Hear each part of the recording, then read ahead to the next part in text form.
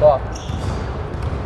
Me presidentin e voleybollit shkodran, Aleksandar Liçeza, vini një herë pasëndeshjes Vllaznia dhe Zeni Shiakut, fitore 3-1.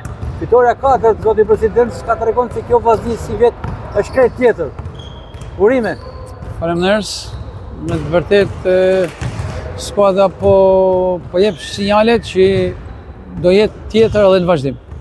Jo vetëm me këtë që ka dhënë deri tash. Pasi ndryshimi është i dukshëm dhe dëshira dim të shtohet çdo ditë më tepër. Jo vetëm nga rezultatet, unë flas për kushtet e përgjithshme. Jo vetëm si president, por edhe si ish volejbollist i Vllaznisë dhe i kombëtarës, çfarë shikon pozitive te kjo Vllazni? Ajo që mendoj se është edhe një ndër shkaqet kryesore, sepse ka shumë shkaqe që mund të ndikojnë në rezultatet e fundme.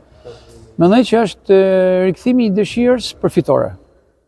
Dhe unë këtë të vrej në masë, pa dallim moshet, si të rit, ashtu edhe të vjetit, si dhe një gjatë që ndoshta vlen për të përmend, shkrimjen me ekipin ton edhe të dy lojtarëve të sapo ardhen, them këtë sepse me të vërtetë ata kanë shumë pak që kanë ardhur dhe përshtatja me ekipin është që të jep shumë shpresë. Gërshitimi i përvojës me Elin është mjaft i suksesshëm, por kam bindjen se kapiteni Çafarena, veterani Çafarena po shfaqet si një djalërshëri dhe shumë përcaktues për pikët e tij. Ndoshta do të them edhe diçka më tepër, sepse Çafarena duke marrë parasysh edhe moshën që ka, që unë preferoj mas me përmend asnjëherë, është duke dhënë edhe shembullin personal se si mund të bëhen dhe si këtë duhet njekun edhe lojtarët e ri.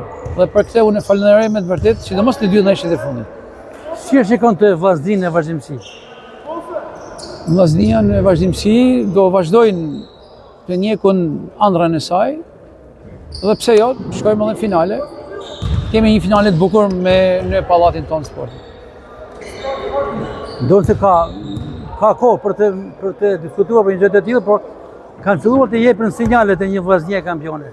Pikërisht, për këtë arsye edhe unë e quajta ëndër, sepse nga që është shumë herët, por duke ju referuar edhe dëshirës dhe entuziazmit që ka ekipi dhe ndoshta edhe në një ndryshim të mundshëm, pse jo, mund të jemi edhe finalista të denj.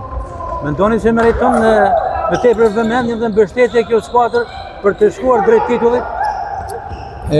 Kjo skuadër meriton në radhë parë interesim, të cilin unë e kërkoj nga bashkëqytetarët e mi, të cilët për momentin janë pak, si edhe nga institucionet përkatëse që janë të lidhur direkt ose indirekt me vazhdimsinë e punës në këtë skuadër. Suksese! Faleminderit!